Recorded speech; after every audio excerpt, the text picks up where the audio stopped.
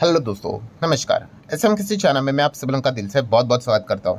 दोस्तों, इस वीडियो में हम लोग बात करने वाले हैं एक बहुत ही इंपॉर्टेंट खबर के बारे में। यस, फिलहाल तो बाजार में गिरावट जारी है, आप सभी लोगों को पता ही है।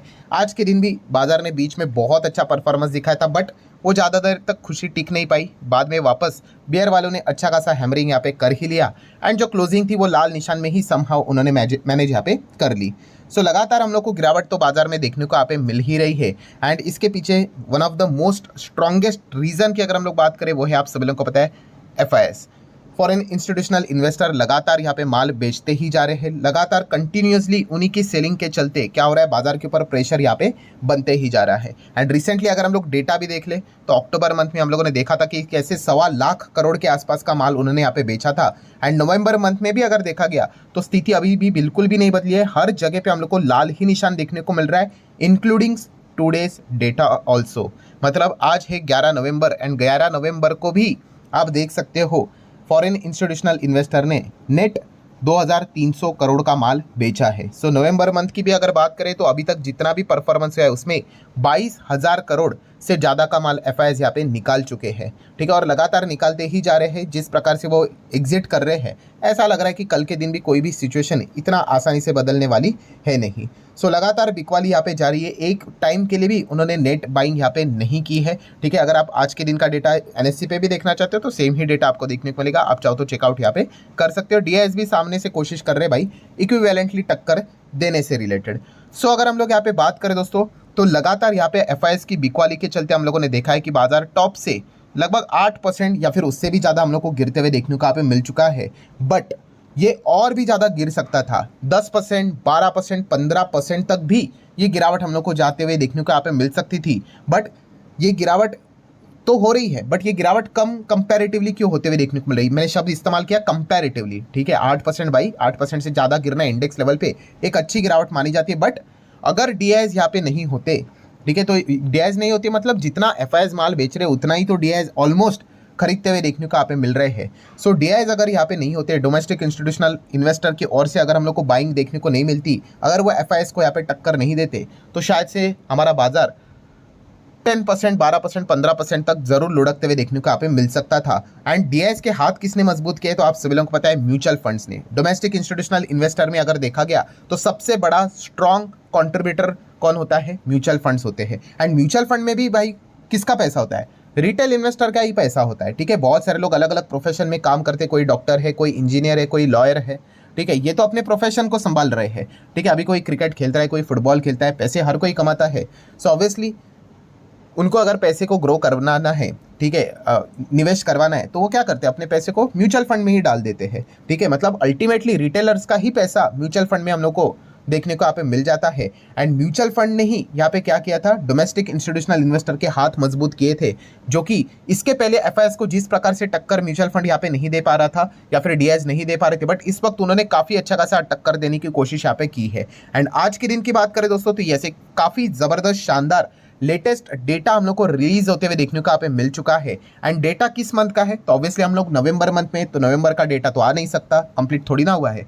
कौन सा मंथ खत्म हो चुका है अभी रिसेंटली? तो अक्टूबर मंथ।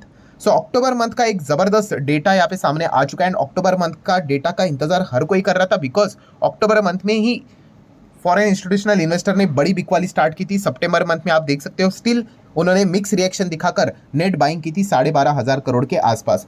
अक्टूबर मंथ में हम देख सकते हैं चाइना ने स्टिमुलस पैकेज अनाउंस किया था वहां पे। एंड तब से लेकर अभी तक एफआईएस लगातार बिकवाली करे तो कितना बेचा था उन्होंने? 1.25 करोड़ के आसपास अक्टूबर मंथ में एफआईएस ने। तो इसलिए हर कोई इंतजार कर रहा था भाई कि डेटा अक्टूबर का क्या निकल कर आएगा म्यूचुअल फंड का। एंड म्यूचुअल फंड का डेटा कौन देता है दोस्तों? AMFI, association of mutual fund in India. ठीक है, क्योंकि यूजुअली क्या होता है कि इतनी जबरदस्त गिरावट हम लोग को देखने को मिल जाती है। ठीक है, अभी तक का बाजार का हिस्ट्री रहा है, जितना मार्केट ज्यादा गिरेगा, ठीक है, उतना ही ज्यादा लोग क्या कर लेते हैं, एग्जिट करना स्टार्ट कर देते हैं। डीमैट अकाउंट कम खुलते हैं, एसआईपी कम हो जाती है, म्यूचुअल फंड के अकाउंट्स कम होते हुए देखने को यहाँ पे मिल जाते हैं।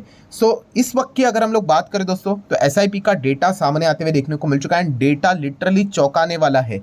मतलब अगर आप यहाँ पे चेक करोगे दोस्तों तो म्यूचुअल फंड के एसआईपी के जो अकाउंट के जो टोटल अकाउंट है, जो 10 करोड़ के नीचे थे, वो 10 करोड़ के ऊपर चले गए। मतलब बहुत सारे लोगों ने म्यूचुअल फंड में अकाउंट्स यहाँ पे ओपन यहाँ पे करवा लिए हैं।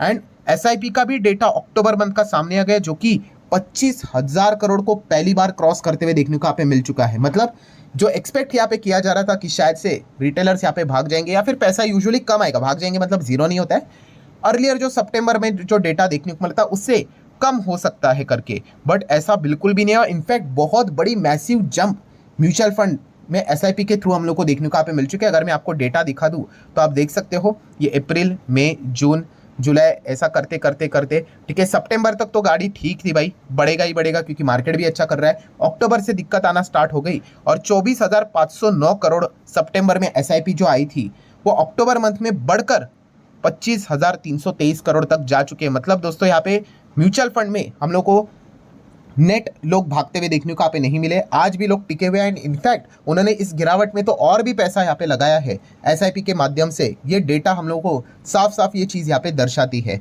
सो डेफिनेटली हम कह सकते हैं कि फॉरेन इंस्टीट्यूशनल इन्वेस्टर भी ये डेटा देखकर यहाँ पे चौंक चुके होंगे, क्योंकि अभी तक का इतिहास है, आप चाहो तो पुराना डेटा देख लो, कोविड के वक्त देख लो कि कैसे यहाँ पे मार्केट नीचे यहाँ पे जा रहा था तो ऑटोमेटिकली एसआईपी हम लोग को नीचे नीचे नीचे जाते हुए देखने को यहाँ पे मिल रही थी, ठीक है। सो इस वक्त भी एक्सपेक्ट यहाँ पे किया जा रहा था, इतिहास तो ऐसा ही चलते आ रहा है, बट इस वक्त ऐसा अभी फिलहाल तो अभी नहीं हो रहा है। अक्टूबर मंथ में तो हम लोग को 24,000 करोड़ का एसआईपी बढ़कर 25,300 करोड़ के पार जाते हुए देखने को यहाँ पे मिल चुकी है। मतलब अभी भी हम कह सकते हैं जो एक डिसेंट इन्वेस्टर होते हैं म्यूचुअल फंड वाले, वो आज भी यहाँ पे अपना एसआईपी लगातार यहाँ पे कंटिन्यू यहाँ पे रख रहे हैं। इनफैक्ट उन्होंने अमाउंट भी बहुत अच्छी तरीके से यहाँ पे बढ़ाया है, अगर आप ग्रोथ भी कैलकुलेट करेंगे तो।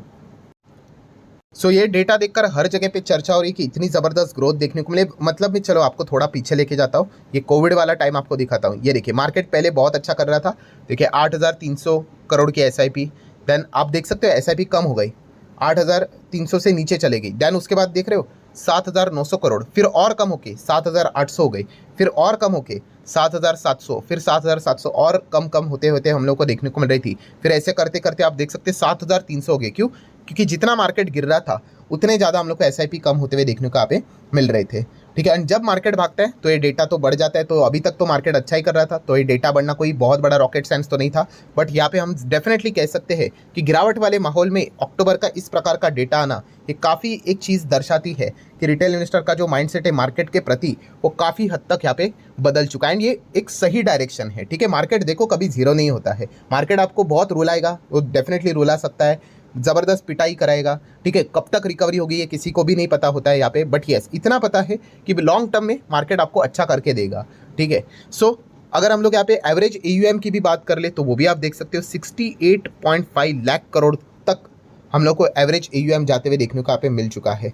मतलब क्या ज़बरदस्त तरीके से जंप है, आप अंदाज़ा यहाँ पे लगा सकते हो, ठीक है।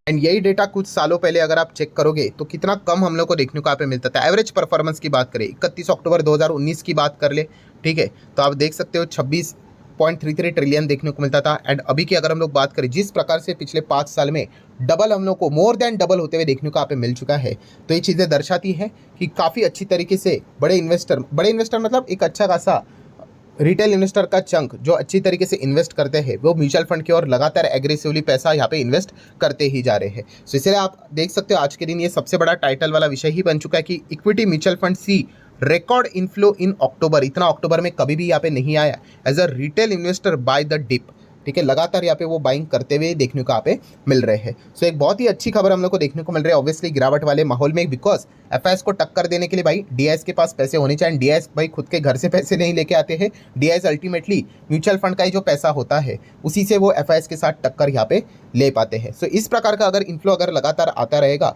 तो उसके साथ वो बहुत ही अच्छी तरीके से टक्कर यहाँ पे लेते रहेंगे। सो व्हाट नेक्स्ट, अब आगे क्या? सो ऑब्वियसली आगे की अगर हम लोग बात करें अभी नवंबर मंथ में अगर हम लोग कहें तो एफआईएस का परफॉर्मेंस कैसा होता है, वो तो लगातार बिकवाली ही कर रहे हैं, वो देखने वाली बात है। बट अगर नवंबर मंथ में भी ऑब्वियसली अभी नवंबर मंथ खत्म होगा, फिर दिसंबर मंथ में डेटा आएगा म्यूचुअल फंड का, वो भी देखना इंटरेस्टिंग रहेगा कि एक ही सिर्फ अक्टूबर मंथ में ही थोड़ा सा जोश दिखा दिया रिटेल इन्वेस्टर ने, म्यूचुअल फंड वालों ने, या फिर नवंबर मंथ में भी इवन दो लगातार बिकवाली के चलते वो वहाँ पे भी लगातार यहाँ पे बाइंग यहाँ पे करते जा रहे, एसआईपी करते जा रहे। अगर नवंबर मंथ में भी डेटा अगर अक्टूबर की तरह अगर आ गया तो डेफिनेटली हम यहाँ पे कह सकते हैं दोस्तों एक बहुत बड़ा बदलाव हम लोग को कई सालों के बाद यहाँ पे स्टॉक मार्केट में ज़रूर देखने को मिलेगा, खास करके रिटेल इन्वेस्टर की ओर से। तो ये सारी चीज़ें दिखने लायक ज़रूर यहाँ पे होने वाली है, क्योंकि अभी के बाजार में गिरावट तो ज़रूर देखने को यहाँ पे मिल रही है, बट हम ऐसा भी यहाँ पे कह सकते हैं कि गिरावट और भी जहरीली यहाँ पे हो सकती थी और भी डेंजरस यहाँ पे हो सकती थी। 24,000 का लेवल भी नज़र नहीं आ सकता था अगर यहाँ पे म्यूचुअल फंड में इस प्रकार के एसआईपी हम लोग को देखने को नहीं मिलती थी। सो डेफिनेटली एसआईपीज अगर यहाँ पे लगातार अगर कंटिन्यू होते रहेंगे तो डीआईएस लगातार फाइट यहाँ पे करते रहेंगे। अगर यहाँ पे म्यूचुअल फंड के ओर से एसआईपीज हम लोग को कम होते हुए देखने को यहाँ पे मिल गए, ठीक है, तो फिर हम यहाँ पे कह सकते हैं एफआईएस और भी ज़्यादा एग्रेसिव हम लोग को होते हुए देखने को यहाँ पे मिल सकते हैं। बट येस, हम कह सकते हैं फिलहाल तो इस गिरावट वाले माहौल में एक अच्छी खबर तो हम लोग को जरूर देखने को मिले, बिकॉज कोई एक्सपेक्ट ही नहीं कर रहा था कि यहाँ पे एसआईपी का अमाउंट हम लोग को अक्टूबर मंथ में अच्छा देखने को मिलेगा as compare to the September, ठीक है। सो एक काफ़ी अच्छी खबर हम लोग को फिलहाल तो देखने को यहाँ पे मिल चुकी है। सो ठीक है दोस्तों, आशा करता हूँ वीडियो हेल्पफुल लगा होगा, तो चाहो तो लाइक एंड शेयर कर सकते हो। मिलते हैं अगले वीडियो में, तब तक के लिए बाय बाय।